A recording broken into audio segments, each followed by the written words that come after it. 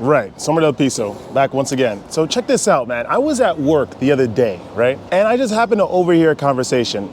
You know, I work in a cubicle. Well, my cubicle is a little more spacious. It had a divider, but then I requested the divider to get removed. So I hear everything. I happened to overhear a conversation where one of the older senior members of the department was basically talking about something in a very, very jaded sort of way. It's like, oh, that's life. You know, I don't remember the last time I got excited. Not even my wife gets me excited anymore. And he was talking about some music group that he used to really, really enjoy that he no longer enjoys listening to, just because, you know, after he's heard it for the 90th time, they've just gotten a little boring to him.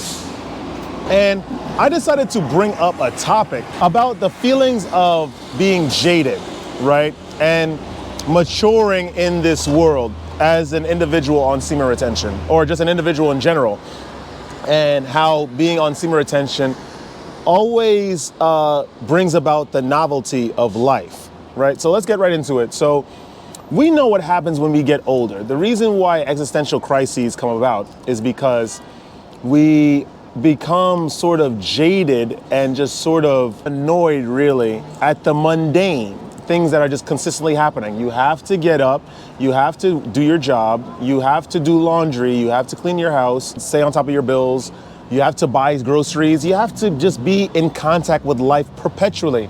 And people just get annoyed about that, really. Annoyed is the wrong word. They sort of get sad about it because they realize that that's the basis of their existence, just sort of maintaining their lives here. I would like to say that, I mean, these things happen, of course. They happen a lot more often than not. And what I've noticed more recently is that it's been happening to a lot of people that are my age, in their 30s. They're already tired of, you know, doing the same motions of life, living in that seemingly perpetual paradigm with no escape. There are vacation times that people take, right?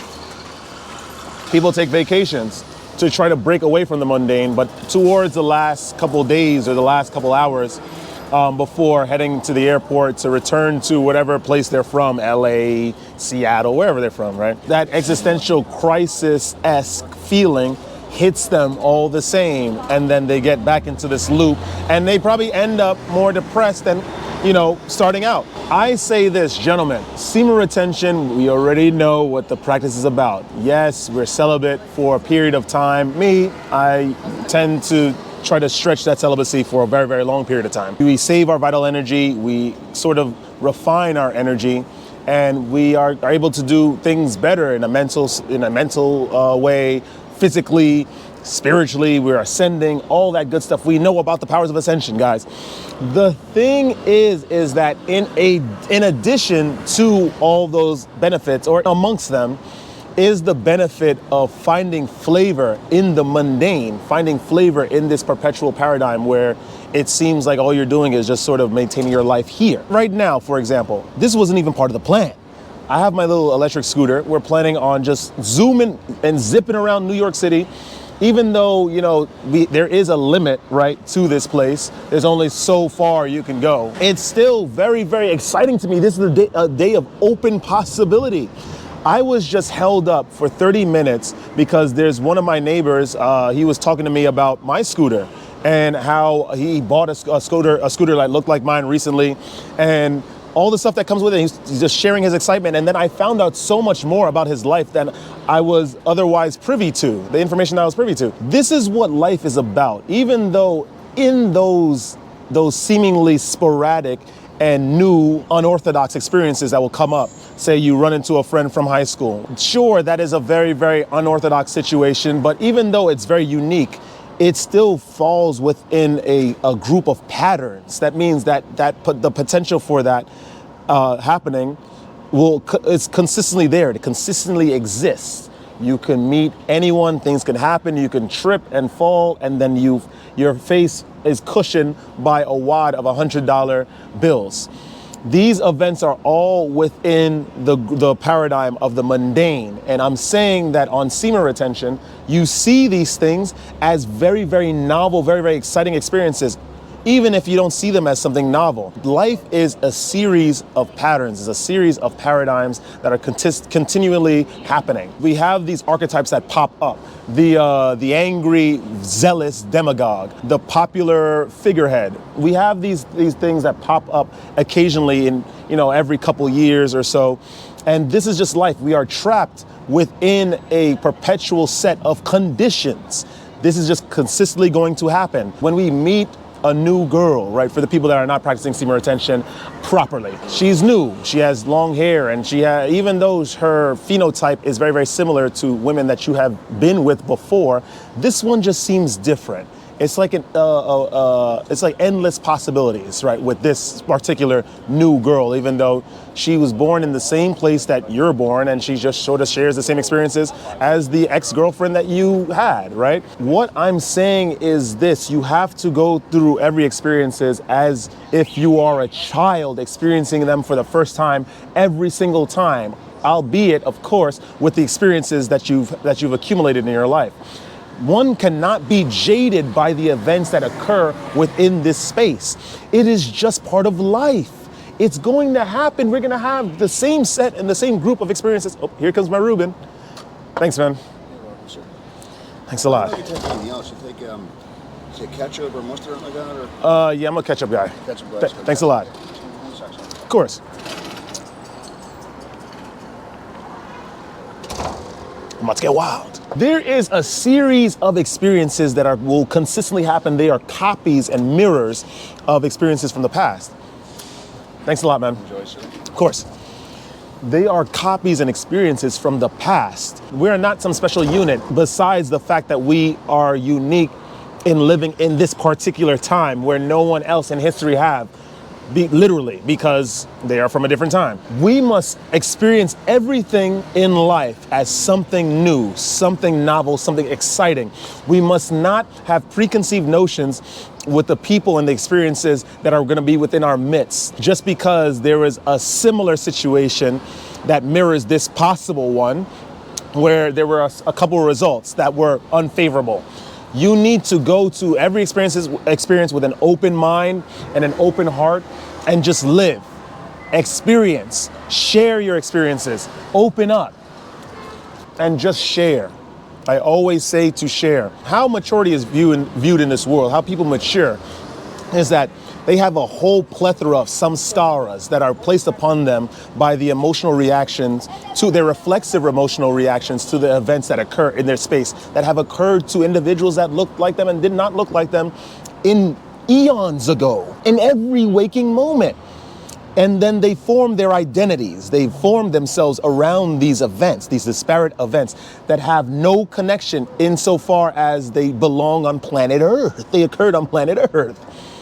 People have not been open with each other for a very long time because of these samskaras, because of the lasting memories of how events occurred with them, how they felt, the emotional responses to those events. What needs to be done, as always, right? This is of the utmost importance. Go out and live your life. Be open to individuals of all creeds and colors and speaking patterns. You have to just try things out, guys. I'm telling you, there's a whole world out there full of experiences. We are lost, right? I think we get very, very caught up in the traditional way and archaic way of how things occur. I have to go to college to get a job, and I'll be successful. I'll have that girl, and then I'll have that apartment, and then I'll be at the zenith of achievement of man in the physical reality. Of course, a lot of us don't think about it that deeply, but to some degree, we think about it like that. We have to just achieve what needs to be achieved, what has been said on how to achieve these things in order to be successful. But there are very unorthodox, secret, clandestine routes underneath this whole bridge, this very, very congested bridge of trying to get to the idea of success. There are paths with experiences that will teach you so much about life and yourself and your aptitudes and your limits, and how to break out of those limits in order to truly experience life and not be caught in the paradigm of the mundane of life, the consistently reoccurring. I say this as my closing statement: open your eyes, lads, stay on semen retention. Semen retention definitely helps with seeing these events as things that just occur in life. It's part of the whole flow. It's part of the whole system. And that energy condensed and retained by semen retention will help you understand and flow with these things without obstacle. With that God particle, that initial constituent of semen, right, as it's retained in the body, it helps us not only bring these new and wonderful, interesting, metamorphosis enacting experiences in our midst, but it also helps us guide and flow through them, of course, eliciting or yielding a very, very powerful diamond of a reward, which is enlightenment, which is an aspect on how to deal with the things of the world. Perspective cannot be bought, cannot be sold, only until someone practically dons that perspective as if it was one of those helmets from the Knights of the Round Table, Lancelot or one of them. Then you will be completely aloof to how perspective can help you on your lives.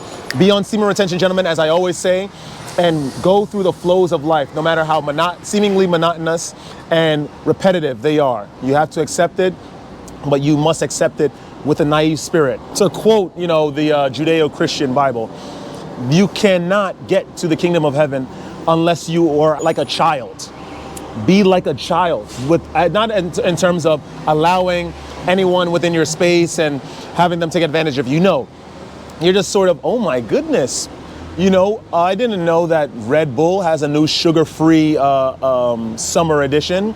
The colors of the advertisements speak to you, not on a visceral level, but because you're consciously aware of those colors affecting you, you are now sort of taking it apart in a very, very creative way that will help you. Look at things in a very, very new way, in a childlike way, and you will ascend yet. And that's all I have to say to you guys today. If you like that kind of content, like, comment, subscribe, share the video with some peers. Don't ever let this place get you down, man, because this place is very, very simple. Without the isolate of the individuals that are not on semen retention, that have sort of succumbed to this very, very dark gravitas of the mundane. Life is free. Look at this place.